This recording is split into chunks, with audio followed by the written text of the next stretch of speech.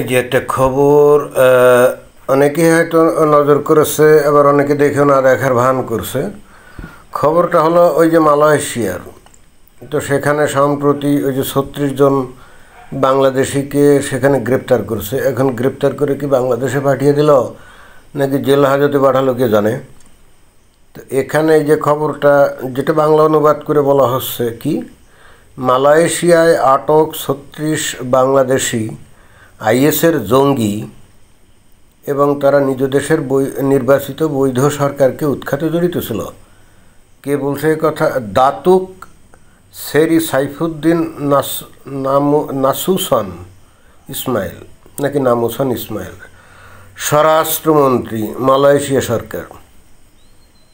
তো বাংলাদেশের থেকে কাজ করতে গেছে মালয়েশিয়াতে বাংলাদেশের মুমিন মুসলমানদের কিছু লোক, এবং তারা গিয়ে ওখানে এখন মালয়েশিয়া সরকারের নজরে পড়ে গেছে, এবং মালয়েশিয়া সরকারে তাদেরকে চিহ্নিত করছে যে ওরা হলো আইএসের জঙ্গি। আমি একটা জিনিস আজও বুঝতে পারি না, এদেরকে জঙ্গি কী কারণে বলছে। বাংলাদেশের মুমিন মুসলমান তারা একেবারে খাঁটি ইসলামের পথে তারা জীবনযাপন করতে চায়, এবং বাংলাদেশে ইসলামিক যে রীতিনীতি অর্থাৎ শরিয়া বিধান সেটাই বাস্তবায়ন করতে চায়।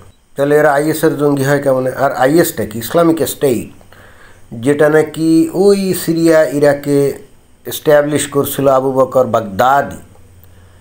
তো আবু বকর আল বাগদাদি যে ইসলামিক স্টেট বা ইসলামী খিলাফত প্রতিষ্ঠা করছিল, এবং সে ছিল তার খলিফা। তো ওখানে তারা যে বিধান সেখানে চালু করছিল, এই পর্যন্ত কোনো লোক কি দেখাতে পারছে যে তারা ওখানে ইসলাম বিরোধী কোনো কিছু চালু করেছিল? না, কেউ বলতে পারবে না। ওখানে একেবারে কঠিনভাবেই ইসলামের বিধানই চালু করেছিল, যেটা বস্তুত সেই 1450 বছর আগে হজরত মুহাম্মদ সাল্লাল্লাহু আলাইহি ওয়াসাল্লাম এবং তার খলিফারা আরবে চালু করেছিল, মদিনাতে চালু করেছিল। সেটাই তো, এবং ইসলামের বিধানও তো সেটাই, যে নবী যেটা করে গেছেন এবং তার সাহাবীরা যেটা করে গেছেন সেটাই চালু করতে হবে। তো আইএস তো সেই কাজটাই করছিল আবু বকর আল বাগদাদির নেতৃত্বে। তো অনেকে দেখা যায় যে যারা নাকি একটু হালকা টাইপের মডারেট, আসলে মডারেট কেউ না, ভিতরে ভিতরে সবাই আইএস টাইপের, বাট উপরে কেন যে মডারেট ভাব নেয় এইটাই আমার মাথায় ঢোকে না। তারা অনেকে বলার চেষ্টা করে যে ওইখানে ওই যে অমুসলিমদের কল্লা কাটছিল, অর্থাৎ শিয়াদের কল্লা কাটছিল, আর ইয়াজিদি যে নারীগুলো ছিল তাদেরকে গনিমতের মাল হিসাবে ধরে নিয়ে তারা নিজেরা তো ভোগ করছিলই, তারপরে যাদের ভাগে নাকি একাধিক ওই যে ইয়াজিদি নারী গনিমতের মাল হিসাবে দাসী হিসাবে ভাগে পেয়েছিল আর কি। তো একাধিক যখন পেয়েছিল তখন একটা বা দুইটা রেখে, অর্থাৎ একটা বা দুইটা ভোগের জন্য রেখে বাকিগুলাকে ওরা ওই যে অকশনে এনে ওই যে ওরা বিক্রি করছিল, ওই যে ডাক দিয়ে বিক্রি করছিল, আর সেখানে বিভিন্ন লোকজন গিয়ে তারা ওইগুলা কিনছিল। তো অর্থাৎ এগুলো ছিল তখন কৃতদাসী। তো ইসলামে তো কৃতদাসী বিষয়টা তো অবৈধ না। এখানে কোরআন বা হাদিসে এমন কোনো বিধান আছে যেখানে বলা হয়েছে যে অদ্য হইতে দাস প্রথা রদ করা হলো? খোদ নবীর নিজেরই তো একজন দাসী ছিল, ওই যে মারিয়া কিপ্তিয়া, তাই না? তো এমন কোনো হাদিস বা এমন কোনো ডকুমেন্ট পাওয়া যায় না, এমনকি জাল বা জয়ীফ টাইপেরও কোনো ডকুমেন্ট পাওয়া যায় না যে নবী এই যে মারিয়া কিপ্তিয়াকে উনি বিয়ে করছিলেন, এরকম পাওয়া যায় না। এবং এই মারিয়া কিপ্তিয়াকে উনি পেয়েছিলেন মিশরের শাসক। মারিয়া কিপ্তিয়া নামের এই যে দাসী, সুন্দরী একটা আকর্ষণীয় দেহের অধিকারী এই দাসীকে নবীর কাছে উপহার পাঠাইছিলেন, এবং এই দাসীর গর্ভেই ওই যে নবীর একটা বাচ্চাও হয়েছিল, যে ছেলে, নাম কি জানি, ইব্রাহিম। 18 মাস বয়সে এই ইব্রাহিম কিন্তু মারা যায়।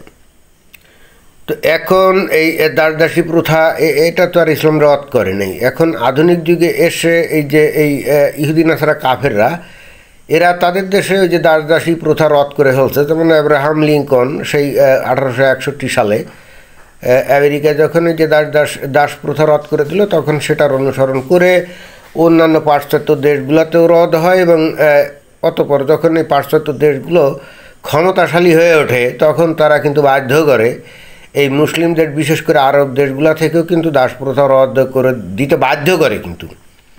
এবং সৌদি আরব সহ অন্যান্য আরব দেশে 1961 সাল পর্যন্ত কিন্তু দাসপ্রথা বহাল ছিল।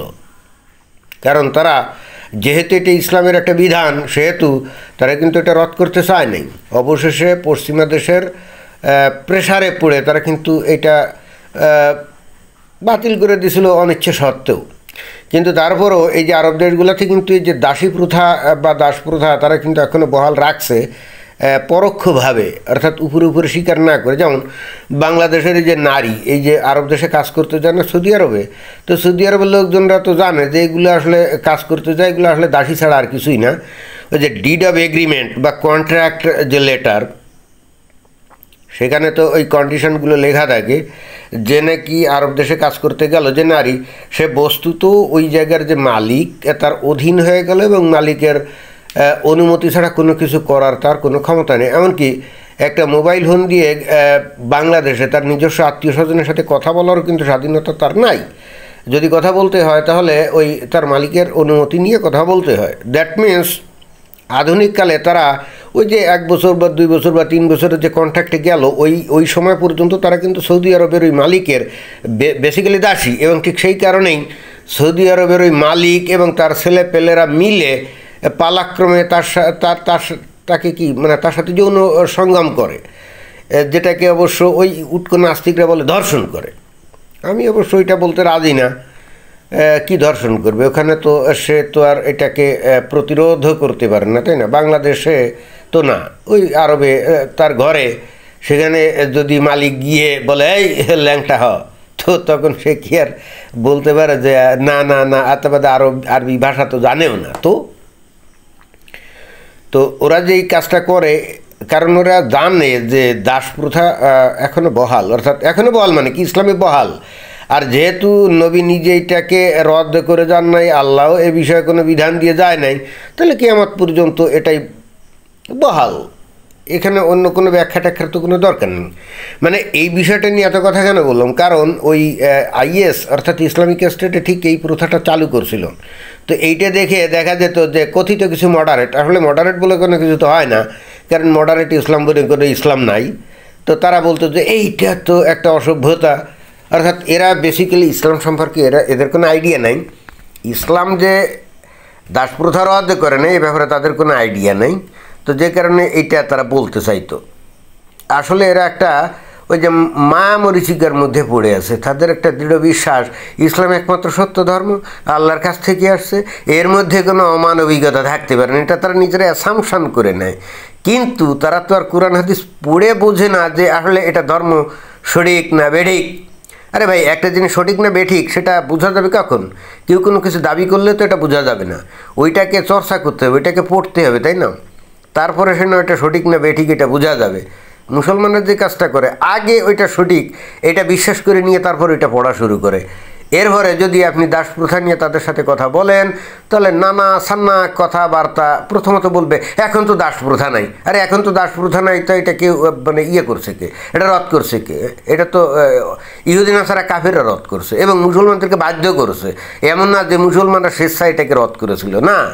তা কীভাবে করতে পারে? আল্লাহর নির্দেশ, তারা কি অমান্য করবে?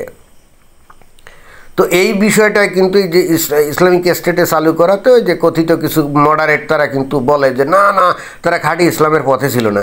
জি না, তারা খাঁটি ইসলামের পথে ছিল। বাংলাদেশের হুজুরা সম্প্রতি কিন্তু বলা শুরু করছে যে ইসলামে আল্লাহ এমন একটা নেয়ামত দিয়েছিল, ওই যে দাসী সম্ভোগের বিষয়, যেটা নাকি মুসলমানরা তাদের অজ্ঞতার কারণে হারিয়ে ফেলছে।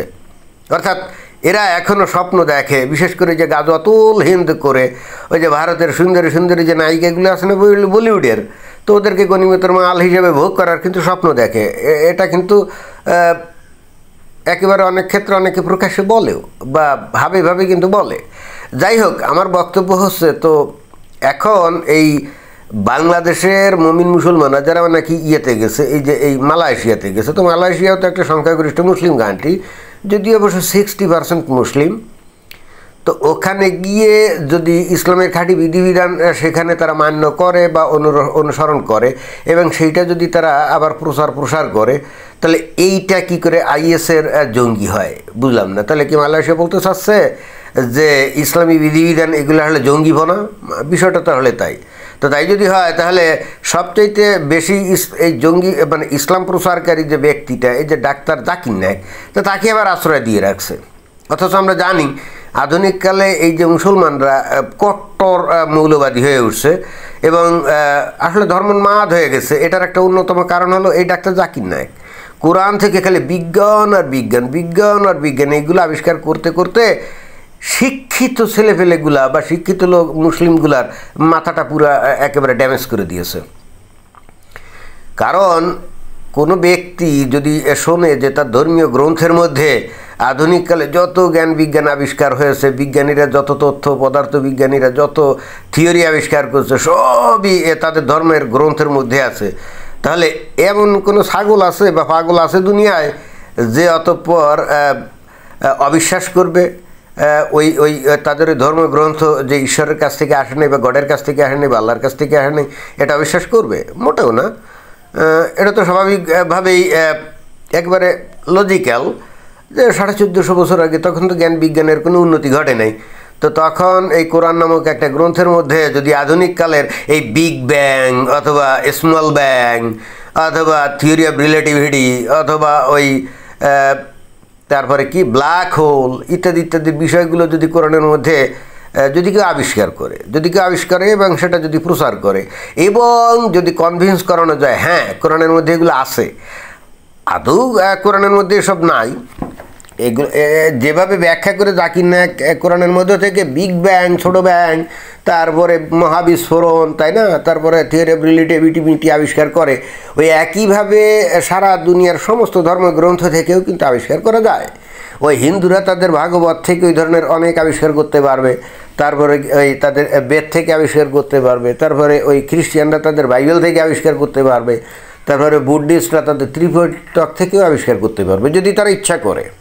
অর্থাৎ যে কায়দায় ডাক্তার জাকির নায়েক আবিষ্কার করে ওই একই কায়দায় অন্যান্য ধর্মের লোকজনও তাদের ধর্মগ্রন্থ থেকে ওই একই বিজ্ঞান আবিষ্কার করতে পারবে। ক্লিয়ার? অর্থাৎ এটা নতুনত্ব কিছু না। বাট ইসলামের ক্ষেত্রে হচ্ছে কি, এরা এখানে বিপুল পরিমাণে অর্থ একসময় বিনিয়োগ করেছিল যেটা নাকি অন্যান্য ধর্ম করে না।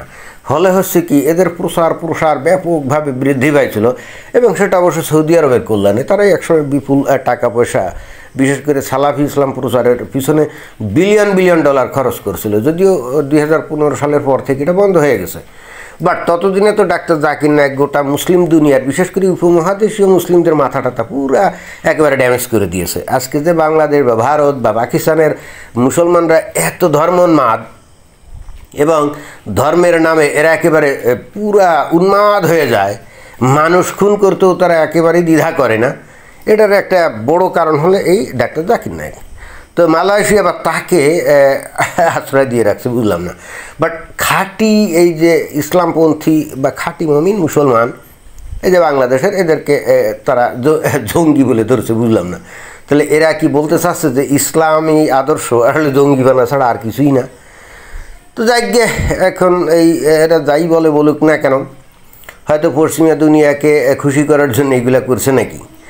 তো এটা কিন্তু একটা ভয়ঙ্কর মানে বাংলাদেশের জন্য ক্ষতির কারণ হয়ে দাঁড়ালো যে বাংলাদেশ থেকে যারা বিভিন্ন দেশে যায়, তো তারা যে আসলে সেখানে গিয়ে আসলেই জঙ্গিভানা শুরু করে এবং জঙ্গি আদর্শ প্রচার করে, এই বিষয়টা কিন্তু আমি অনেক দিন ধরে বলেও আসছি যে বাংলাদেশ থেকে যে নদী, খাল, সাগর, মরুভূমি পাড়ি দিয়ে ইউরোপের বিভিন্ন কান্ট্রিতে যায়, গিয়ে তারপরে পৌঁছাতে পারলে সুবহান আল্লাহ, আলহামদুলিল্লাহ বলে তারা আল্লাহর কাছে শুকরিয়া জ্ঞাপন করে।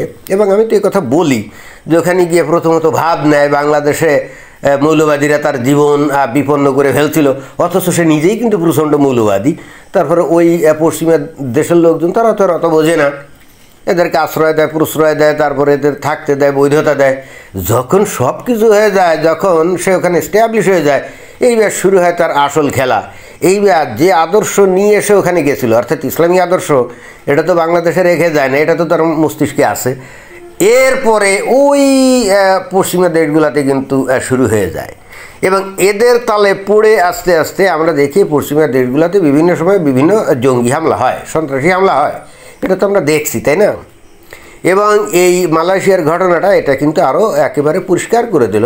তো এই খবরটা পশ্চিমা দুনিয়া থেকে যাবে না? যাবে তো। এবং তারা তো নিজেরাও খেয়াল করে যে এই মুসলিম দেশগুলো থেকে যাওয়া বা আসা যে সমস্ত মুমিন মুসলমান, তারা আসলে ওই পশ্চিমা দেশের ভাবধারা বা আদর্শ বা কালচারকে গ্রহণ না করে ওরা যে আরও কট্টর মুসলিম হয়, যেটা নাকি তাদের কাছে জঙ্গিবনা, এটা তো তারা অন্তত এই কয়েক যুগ ধরে অবলোকন করার পরে এটা তো অলরেডি বুঝে ফেলছে নাকি। তো এই যদি হয় অবস্থা, তাহলে ওই সমস্ত দেশে এই যে ডোনাল্ড ট্রাম্প এখন কী করছে, যে সমস্ত লোকজন অবৈধ তাদেরকে তাড়িয়ে দিচ্ছে। খেয়াল করতে হবে, এই যে আজকে বিভিন্ন অমুসলিমরাও আমেরিকায় যে ডোনাল্ড ট্রাম্পের হাতে তাড়া খেয়ে এই যে বের হয়ে আসছে বা বের করে দিচ্ছে, এটার মূল কারণ কিন্তু আসলে মুসলমানরা, অর্থাৎ মুসলমানরা ওখানে গিয়ে নানা রকম অকারেন্স ঘটিয়েছে, সন্ত্রাসী কর্মকাণ্ড করেছে বা মৌলবাদিতা প্রচার করেছে বলেই কিন্তু ডোনাল্ড ট্রাম্পের এত মানে ক্ষোভ, এবং তারই প্রতিক্রিয়া স্বরূপ সে কিন্তু বের করে দিচ্ছে। এখন বের করে দিতে গেলে শুধুমাত্র মুসলমানদেরকে তো বের করে দিলে তো হবে না, তাহলে তো হয়ে যাবে রেসিজম, তাই না, আন্তর্জাতিক আইনে। এই জন্য দেখেন যে মুসলমানের কারণে যারা অমুসলিম, অর্থাৎ যারা খ্রিস্টান, হিন্দু, বুদ্ধিস্ট বা যারা নাস্তিক আছে, তাদেরকেও কিন্তু এখন ওই সমস্ত দেশ থেকে ভেগে আসতে হচ্ছে, বুঝছেন। এই যে অমুসলিম লোকগুলা, আপনারা যে এই সমস্ত বিষয়ে যে চুপচাপ থাকেন আর ভাবেন যে না ওরা যা করতেছে করুক, তারপরে বিপদ ওদের হবে, আমাদের কি। আমেরিকায় কিন্তু ওদের কারণে আপনারা বিপদে পড়ছেন। আপনাদের অনেকেই এখন আতঙ্কের মধ্যে আছেন, না জানি কখন আইস আপনাদেরকে ধরে ধরে ভাষা লাথি দিয়ে দেশে পাঠিয়ে দেয়। মূল কারণ কি? মূল কারণ কিন্তু এই মুমিন মুসলমানরা, এই আজকে মালয়েশিয়া যাদেরকে জঙ্গি হিসাবে ধরলো, বুঝছেন। তো এটাই হলো ঘটনা। ধন্যবাদ।